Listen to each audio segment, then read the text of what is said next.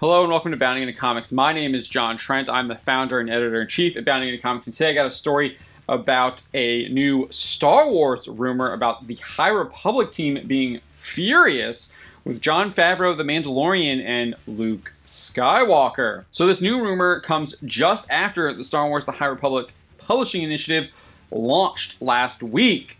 Amid that launch, there were fundamental mistakes in the High Republic. Specifically, the High Republic comic book series, the first issue by Cavan Scott. The first issue saw a Jedi stop their fall using a lightsaber wedged into a stone spire. For those who don't understand why this is wrong, a lightsaber would continue cutting through the spire as it is not made of a material like Mandalorian Beskar steel that can resist a lightsaber. Making this mistake even more glaring is just a couple of pages before we see this lightsaber stop the Jedi's fall. We do indeed see a lightsaber splitting an entire tree in half. So that's a huge mistake there. And Star Wars fans quickly figured it out. It's so massive that these people didn't even catch this. And they've been working on this project for at least 3 years that we know of. So the fact that they get something so fundamentally wrong in their first issue on a project they've been working over 3 years just shows the quality of what you can expect from the High Republic.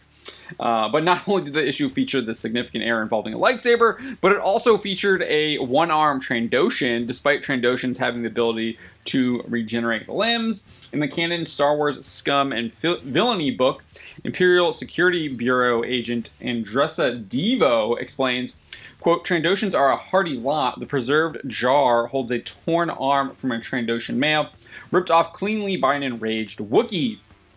Analysis with Shred skin samples from Bosk's domicile confirmed a match. He's since regenerated that arm. Looks like the old lizard can take more than a punch and return to the fight. So Bosk can regenerate his arm.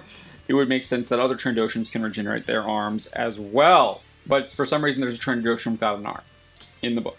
Who knows? So, getting into this actual rumor, it comes from WDW Pro at Pirates and Princesses. They claim that the Lucasfilm Story Group believes that, quote, the reveal of Luke Skywalker in the finale of The Mandalorian's second season took all the oxygen out of High Republic. Apparently, they're actually furious as they were not told that Luke Skywalker would show up in The Mandalorian. WDW Pro explains, quote, worse, I'm told they're furious because they weren't informed about Luke Skywalker being the season send-off surprise. The scooper goes on to claim this fury is why individuals like Pablo Hidalgo decided to go after the fan base following Luke's reveal.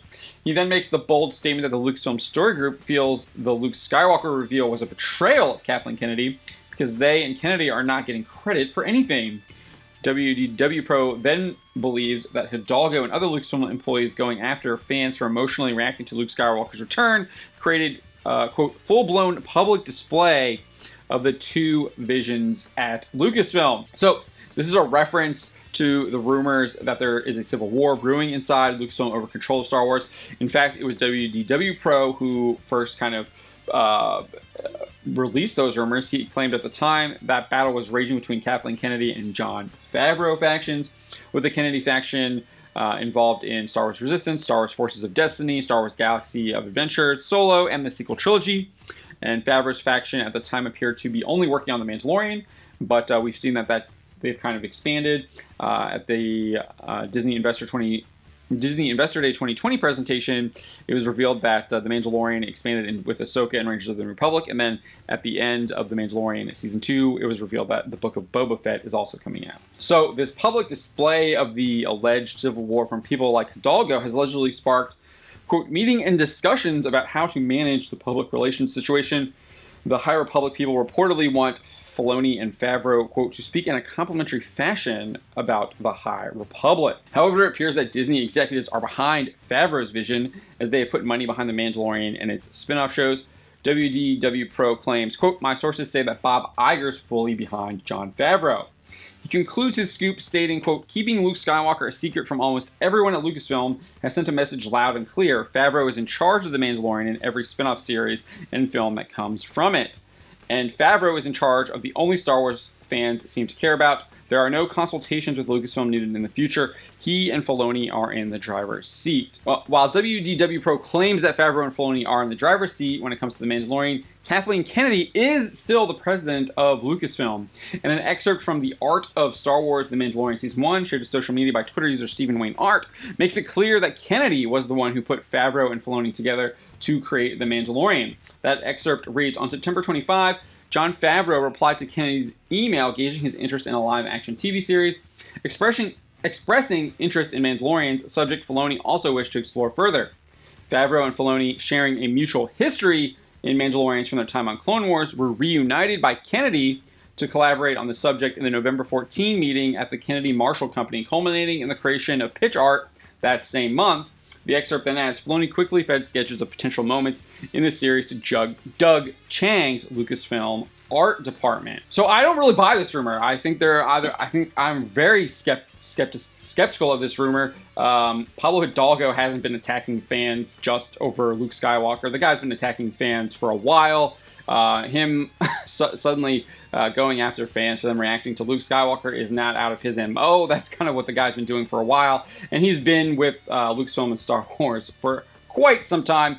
So I wouldn't read anything into him reacting to Lucasfilm and that being some kind of, or him reacting to people being emotional about Luke Skywalker and that being some kind of public sign that there is a civil war inside Lucasfilm. I just think that's Pablo Hidalgo hating Star Wars fans. He hates people that buy the product. I think that's just really what it comes down to. As far as this idea that the Mandalorian would take out all the oxygen of the High Republic, I don't really buy that either.